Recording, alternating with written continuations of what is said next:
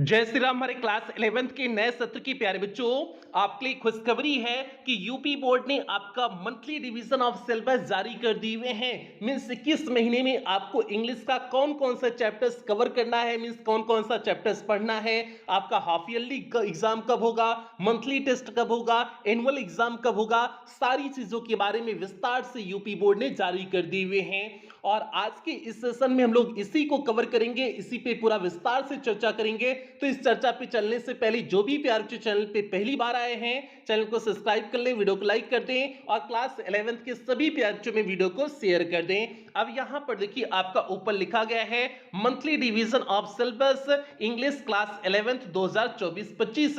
Means इस नए सत्र की प्यारे बच्चों के लिए ये आपका मंथली डिवीजन ऑफ सिलेबस आ चुका है। अब यहां पर देखिए आपका शुरुआत में सीरियल नंबर दिए हैं, दूसरे में मंथ दिए हैं, अगला सेक्शन है सिलेबस है, number of lessons and topic है। अब देखिए अप्रैल माह में आपको क्या क्या चीजें पढ़नी है इंग्लिश में। तो अप्रैल में आपका ग्रामर में शुरुआत में दिए हुए हैं vocab based exercise, synonyms, antonyms, one word substitution, etc and translation. इतना टॉपिक आपका ग्रामर का वोकैब में पढ़ना है।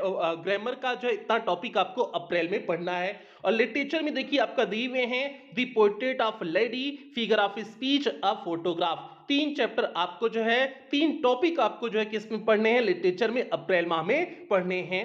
अब नंबर ऑफ लेसन्स एवं टॉपिक यहां पर देखिए दिए हुए हैं। दो आपका लेसन्स आपका जो है लिटरेचर से हो जाएगा, दो टॉपिक आपका ग्रामर का हो गया। अब आगे देखिए मई में आपका लिटरेचर की जो है आपको दो चैप्टर पढ़ने हैं। कौन कौन सा, we are not afraid to die और the summer of a beautiful white horse.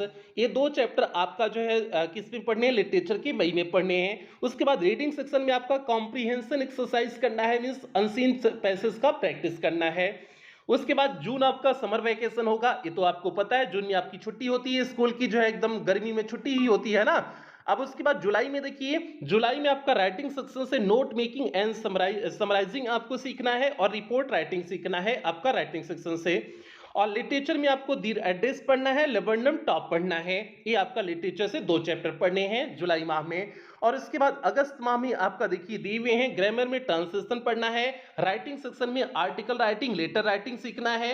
और लिटरेचर में आपका डिस्कवरिंग ट्रूथ पढ़ना है और द वॉइस ऑफ रेन पढ़ना है। ये आपके जो है लिटरेचर में दो चैप्टर पढ़ने हैं, अगस्त का हो गया। सितंबर में देखिए आपका दिए हुए हैं लिटरेचर में मदर्स डे पढ़ना है और ग्रामर में नरेशन और सिंथेसिस सितंबर में आपको कवर करना है। अक्टूबर माह में देखिए आपका दिए हुए हैं ट्रांसफॉर्मेशन आपको ग्रामर में पढ़ना है, लिटरेचर में आपका दी एलिंग प्लेनेट आपको पढ़ना है।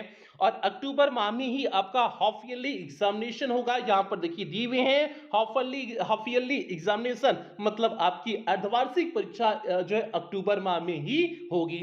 अब उसके बाद नवंबर में देखिए आपका लिटरेचर में जो है तीन चैप्टर पढ़ने हैं, बर्थ पढ़ना है, चाइल्डहुड पढ़ना है, दी एडवेंचर पढ़ना है। और ग्रामर में आपको सिंटैक्स कवर करना है। ये आपका नवंबर माह का हो गया।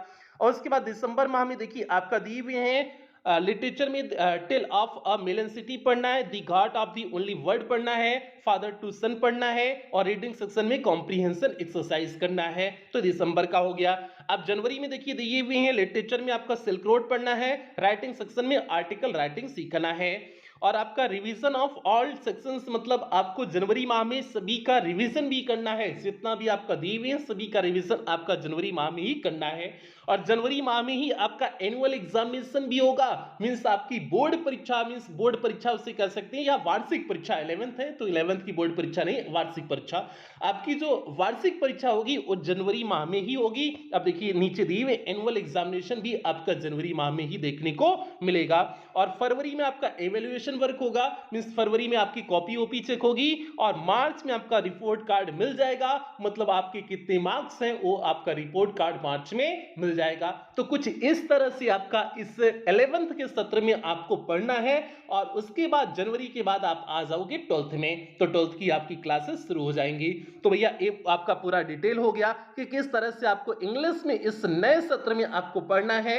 उम्मीद करते हैं आपने अपनी किताब को ले लिए हुए होंगे, आप अपनी 11th की किताब को ले लिए हुए होंगे और अपनी पढ़ाई शुरू कर दिए हुए होंगे, ऐसा उम्मीद करते हैं। और आपके लिए प्यारे बच्चे बेहतर ये है कि आपका जो आपका सेमेस्टर वाइज एग्जाम होने वाला था, सेमेस्टर वाइज एग्जाम अभी नहीं हुआ है। आपका वार्षिक परीक्षा जिस तरह से एक ही परीक्षा होती थी उसी तरह से अभी भी हो रहा है। तो ये आपके लिए गुड न्यूज है, क्योंकि सेमेस्टर वाइज एग्जाम हो जाता तो आपके लिए थोड़ा सा मुश्किलात होती और बढ़ जाती, दो आपको परीक्षाएं देनी पड़ती।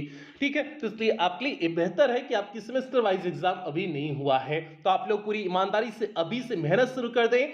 ऐसा नहीं कि 11th में कोई मेहनत आपको नहीं करना है, 11th की बोर्ड परीक्षा नहीं है तो ऐसे बता देंगे, बिल्कुल नहीं। क्योंकि अगर आपने 11th में लापरवाही किया तो समझ जाओ आपकी 12th भी लापरवाही से बीतेगा, क्योंकि 11th की प्रत्येक टॉपिक आपकी क्लास 12th से जुड़ी हुई है। तो इसलिए आप लोग 11th में किसी भी प्रकार की कोई लापरवाही नहीं करेंगे, पूरी ईमानदारी से आप अपनी पढ़ाई को जारी रखेंगे, पढ़ाई को करेंगे। और आपके क्लास 11th का इंग्लिश की क्लासेस शुरू हो चुकी हैं पेड क्लास में। पेड क्लास की जो क्लासेस चल रही हैं 1 अप्रैल से आपकी क्लासेस शुरू हो चुकी हैं। तो जिन बच्चों ने अभी तक एडमिशन नहीं कराए हुए हैं तो आप अपना एडमिशन जल्द से जल्द करा लें। और आपकी क्लास 11th की फीस नहीं बढ़ी है, क्लास 11th की फीस आपकी 499 रुपए ही है। और ये 499 रुपए आपकी एक महीने की नहीं है, पूरे साल की फीस है। तो 499 रुपए में आपका पूरा इंग्लिश पूरे साल भर आपको कवर कराया जाएगा। तो इसलिए आप आसानी से एडमिशन ले सकते हैं। और 10th और 12th की फीस बढ़ी है, 699 हो गई है, लेकिन क्लास 11th की फीस नहीं बढ़ाई गई है।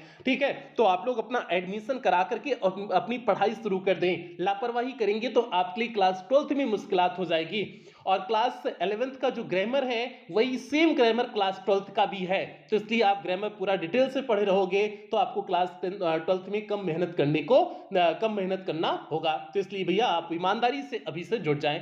बाकी जो आपका एडमिशन वाला नंबर है 7392937172 करके जो आपका एडमिशन वाला नंबर है, तो आप उस पर कॉल करके बाकी कोई और डिटेल जानना हो तो आप कॉल करके डिटेल जान सकते हैं। आपका एडमिशन वाला नंबर क्या है 7392937172 है। ठीक है, बाकी आप देख लीजिएगा, हर वीडियो में आपका नंबर बताया गया है। तो ये इंफॉर्मेशन हो गई। बाकी प्यार जी यहीं पर सेशन समाप्त करते हैं। आप लोग अपनी पढ़ाई एकदम बेहतरीन ढंग से करें। मिलते हैं आपको क्लास के साथ मिलते हैं, तब तक आप लोग अपना ध्यान रखें, अपने परिवार का ध्यान रखें।